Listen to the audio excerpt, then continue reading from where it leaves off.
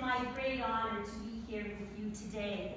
I'm the founder and artistic director of Cantari Children's Choir in Calgary, and I am so honored to be able today to pay tribute to an extraordinary human being whom Jody Stark described as a leader, a scholar, a teacher of teachers who has left an enormous mark in the world of music education in Canada and indeed in the world. How could you begin to describe someone as remarkable as LOIS CHOKSY? She was larger than life. She had a personality that could fill any room. Her exuberance, her zest for life, her curiosity were all hallmarks of this exceptional personality.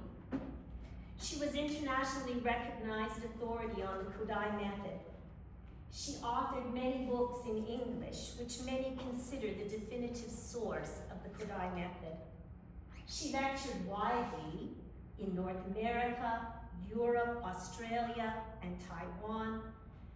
She was a visionary, but she also had the ability to observe, synthesize, and then adapt an entire approach to music education from one cultural practice to another. Lois Dowell Dorian CHOKSY was born on June 30th in Baltimore, Maryland. She earned a BSc in music education from the Peabody Conservatory, and she earned an MSc in music education from Wisconsin. Lois taught for the Baltimore County Board of Education, both as a teacher and as a music supervisor from 1950 to 1974.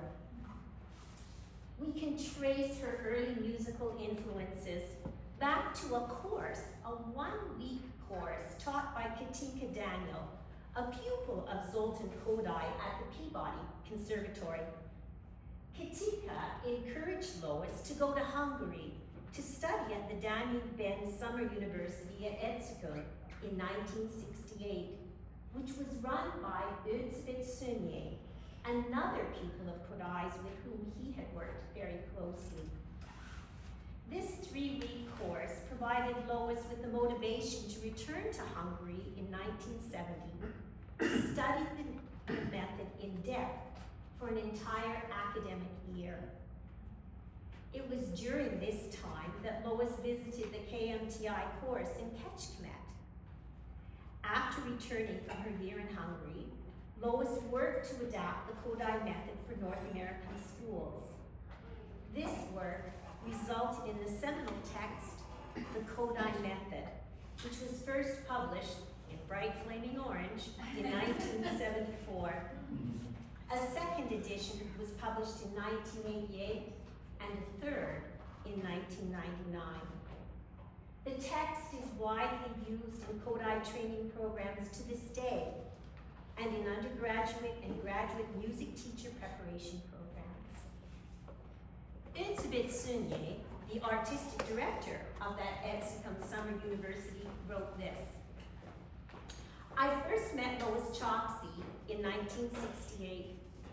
I was immediately taken by her extraordinary, impulsive teaching personality and her responsive and sensitivity to all that was good and new.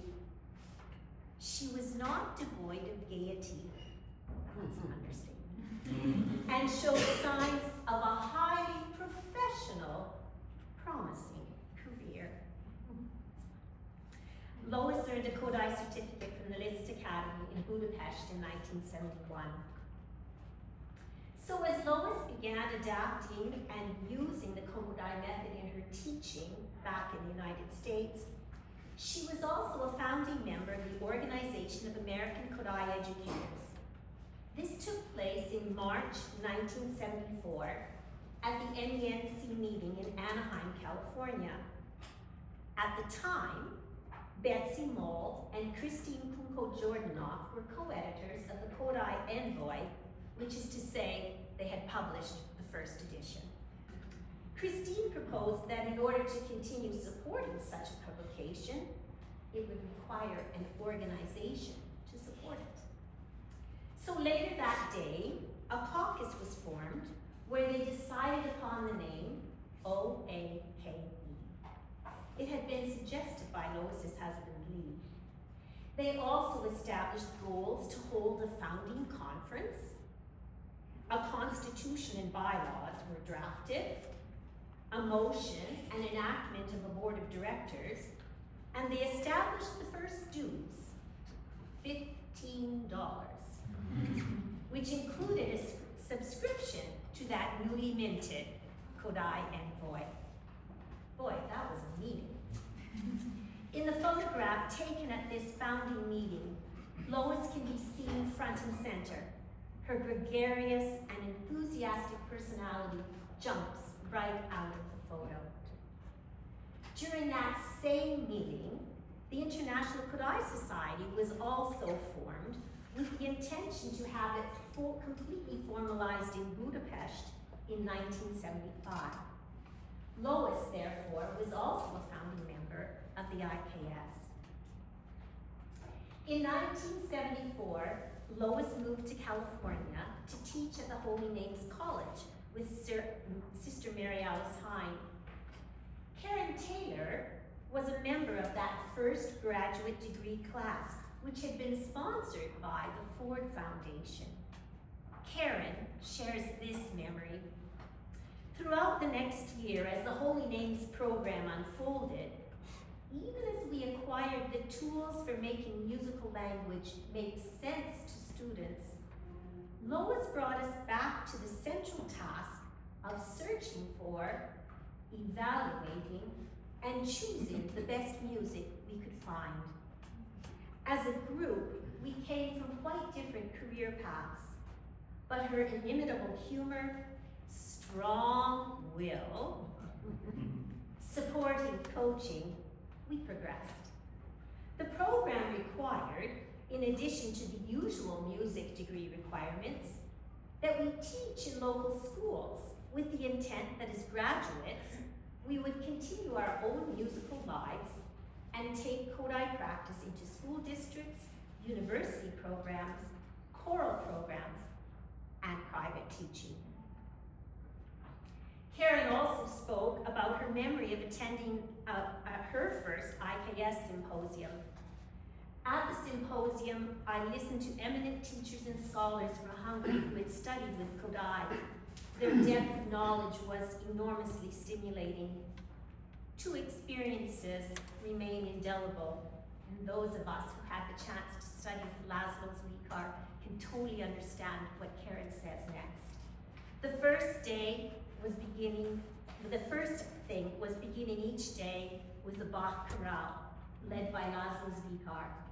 It was in these moments, even after years of singing in church choirs, that the spiritual nature of Bach's music became real for me. Second, Professor Zwikar's lectures on ethnomusicology opened the window to the cultural messages that live in the traditional music of the people. The joys, travails, celebrations, and sorrows of life. This was my second lesson in the responsibility that music teachers bear in the music presented to the student. Both traditional music and the great compositions are the voices of humans reflecting the living of life. This is the source of its enduring nature. And now I need to say a word about Dr. Richard Johnston. He was a whole world unto himself if you had the chance to know him. He was the Dean of Music in the Faculty of Music at the University of Toronto. And in 1964, he traveled to Hungary to meet Zoltan Kodai and learn more about what was happening in music education there. Janusz Horváth remembers being taken out of a music class to play his cello for this Canadian visitor. Dr. Johnston brought Kodai to Toronto in 1966 to receive an honorary degree. And then, fortuitously, in 1968, Dr. Johnston came to the University of Calgary to be the Dean of the Faculty of Fine Arts.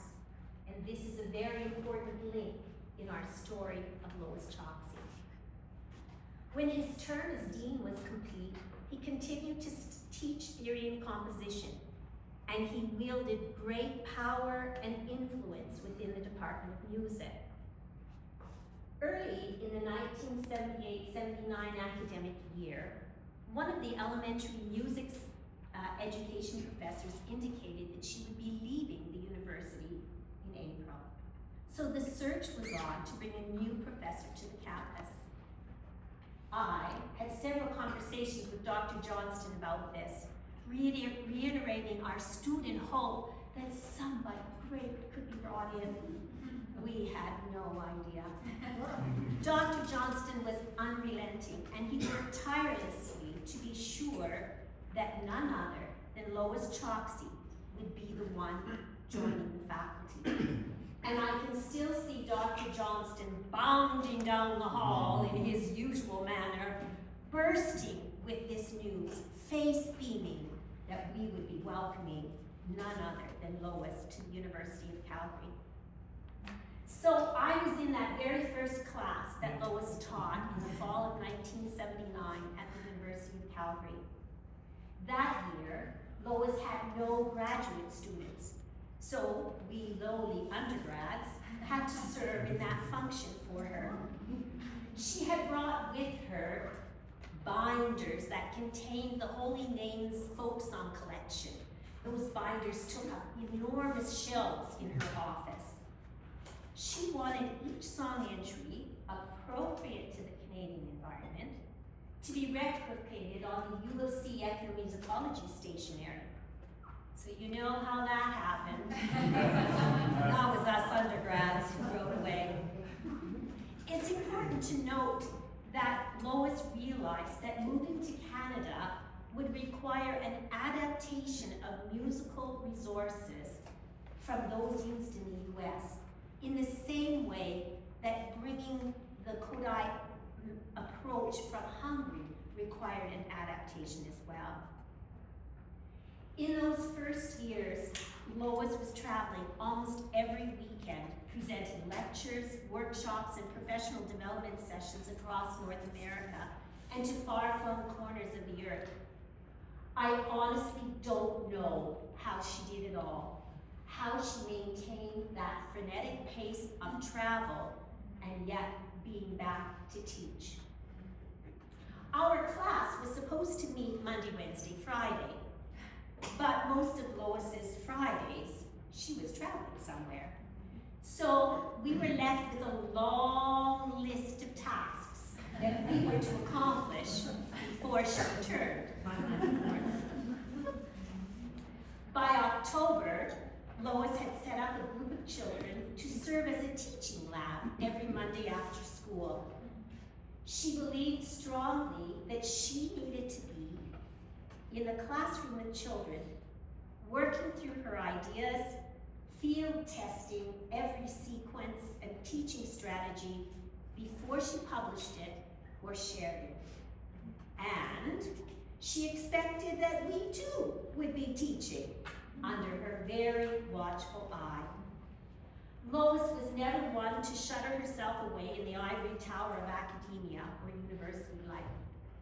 And she had this to say: those first years were daunting. The kind of graduate and undergraduate programs I envisioned required more courses than I could possibly teach myself. Courses that weren't even in the calendar. One faculty member specialized in early childhood. The others were principally instrumental and principally secondary in their focus.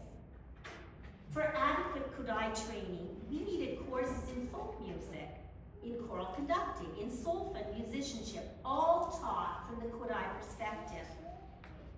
We particularly needed some way of putting our music students into the school's closely supervised Kodály practica at both the graduate and undergraduate levels. So, Lois worked with Joan McLeod, coordinator of fine arts for the Calgary Catholic Schools, to establish a close collaboration between those schools and the university.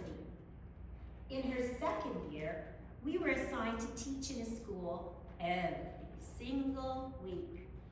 And this would be the hallmark of all of the programs that LOIS developed.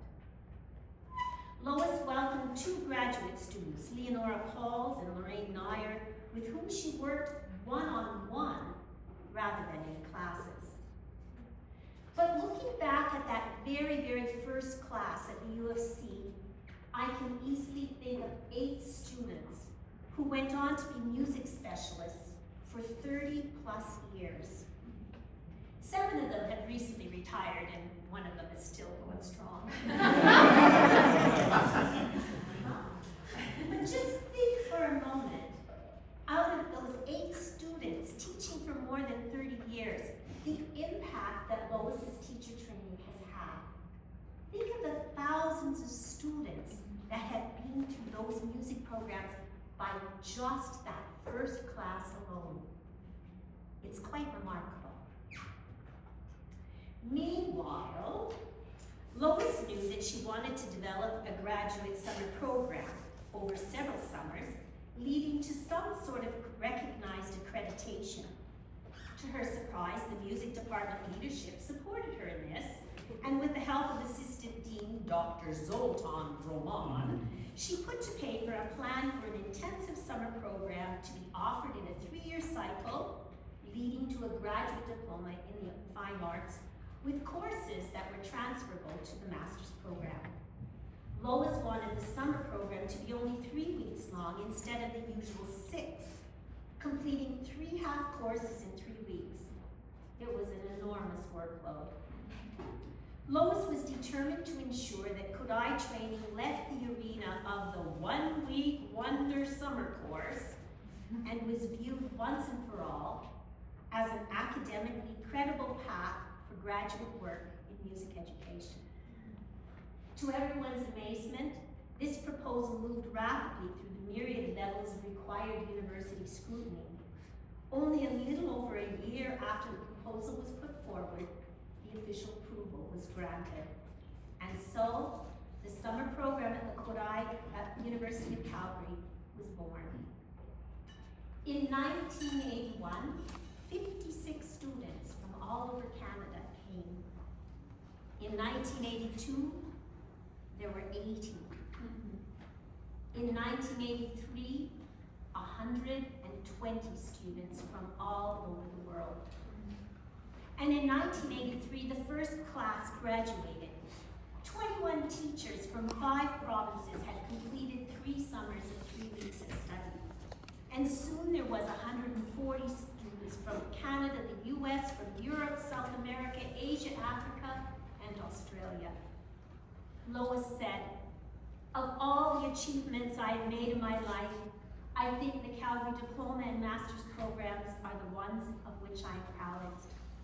I wanted to effect change for the better in music education in Canada, and I believe that for many years, these programs did just that." Just think of the faculty that she brought together. Lazarus Vikar, Miklos Takas, Karen Taylor, Sharon Favreau, Edith Folk, Edith Lantos, Ilona Bartolos, Janusz Horvath, and many, many others. More important, I believe, is that in addition to these academic offerings, what LOIS really did through that Kodai Summer Music Program was she created a community of music educators, music supervisors, and those at the very forefront of music education from across the country. In a world where Facebook, email, text, and the internet did not exist, it would have been very difficult to get to know colleagues from across the country. But spending 3 weeks over 3 summers together, experiencing the struggle of musicianship class, or the joy of working on pedagogy assignments, was an incredible way to bring people together. And the kind of student who came to this program in those early days were all the movers and shakers in music education. I have connections to cherished colleagues from across Canada that I still am in contact with all these many years later. Robert Wilkie wrote, "It was love at first sight, There I was, taking verbatim notes of every word she spoke. I was smitten with how well she could explain the processes for teaching each concept, the materials, long and short-term planning, and even the exact wording of how to present each concept. I was mesmerized by how clear her instructions were, the precision with which she made the process come to life, and her command of the class and those watching. I knew that I had to come back to do a master's program so I could spend the year learning from such a brilliant mind. It changed my life forever, and for the better.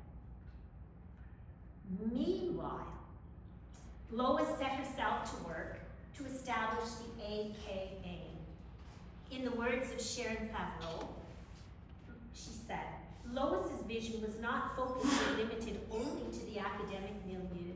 The Kodály concept was acquiring a greater presence in Alberta, and she saw a need for the Kodály music educators to have a province-wide professional organization. By the fall of 1982, she had developed a number of graduate students. The summer program had 2 successful summers, and she'd established contacts with many school boards. There was a strong core of people she could call upon to help her with this task. As a leader in this organizational sphere, Lois's ability to identify and see people's strengths really shone. In a few months, a conference was organized. A slate of board members proposed, bylaws were written and submitted, and the Alberta Kodály Association held its inaugural conference in March of 1983. Sharon says, those of us on the board at that time were mostly young teachers in the early years of our careers. We did not have a lot of board expertise, but what we lacked in actual experience, we made up for in energy, enthusiasm, and hard work. I myself remember those early years were a steep learning curve. Sharon Favreau was the first president, and many of us took up the mantle after that. Jan, I served as president for 2 terms.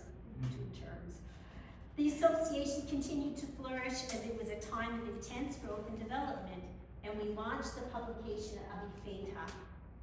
Then, a mere 7 months after forming our provincial branch, the AKA volunteered, with a lot of suggestions from Lois, to host the next national conference. And if 1983 wasn't already action-packed, Lois became a naturalized Canadian citizen back then as well. So Lois had joined the board of the Kodály Society of Canada in 1982 and served as its president from 84 to 88. And she brought with her an energy and a determination and sheer force of will that completely revitalized and pushed that organization forward. The Kodály Society Conference at the Banff Park Lodge in October of 1984 was quite an event. Carolyn Steeves chaired that committee that planned that conference, and how proud we all were to successfully pull off a national conference. The sense of camaraderie that this commitment fostered among members of the organizing committee was invigorating and led to many lifelong friendships. Even the unseasonal snowstorm could not dampen our spirits. Lois also served on the board of IKS from 83 to 92. And this eventually led to the AKA and KSC hosting the 10th International Kodály Society Symposium at the U of C in 1991. That year, the last week of the Kodály Diploma program overlapped with a 1-week seminar for former graduates of the program, and what a reunion that was. Students in the regular summer program performed Kodály's Te Deum with orchestra at the opening concert of the symposium, while students in the seminar performed Kodály's Missa Brevis at the closing symposium concert. What an exhilarating time that was. Utsibitsunyi wrote, "The peak was certainly the IKS symposium. That was where the high quality of Lois's indefatigable and persistent work and the cooperation of her many devoted colleagues was made completely clear. The symposium is undoubtedly a pinnacle in musicological terms as well as in the history of the IKS. Now keep in mind, that this international gathering was all organized before the era of internet or email or texting or even computers.